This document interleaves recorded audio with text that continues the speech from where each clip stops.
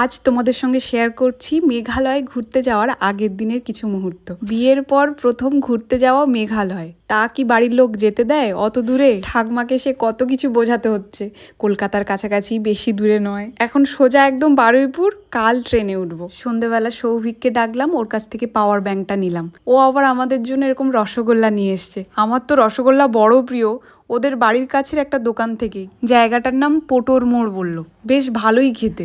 এরকম কাউকে দেখেছো ঘুরতে যাওয়ার আগের দিন গুছাচ্ছে? আসলে টিকিটটা কনফার্ম হয়নি, এই 10:30টার দিকে মেসেজ এলো আর এসি হয়েছে টিকিটটা। একটা সিটে দুজনকে ম্যানেজ করতে হবে। এখন তাড়াতাড়ি ঘুমানো বাদ দিয়ে গুছানো চলছে। কিছু না নিই, ওষুধ তো আগে নিতেই হবে। কয়েকটা ব্যান্ডেড নিয়েছি, আবার একটা ভলিনিও নিয়েছি। খুব মজা লাগছে জানো, তবে খুব ঘুম পাচ্ছে, অনেকটা রাত হয়ে গেছে। কাল আসছে লং ভিডিও, দেখে জানিও কেমন লাগলো। চলো, সবাই ভালো থাকো, সুস্থ থাকো, আর সবাইকে ভালো রাখো। আজকে তাহলে আসি, দেখা হচ্ছে কাল।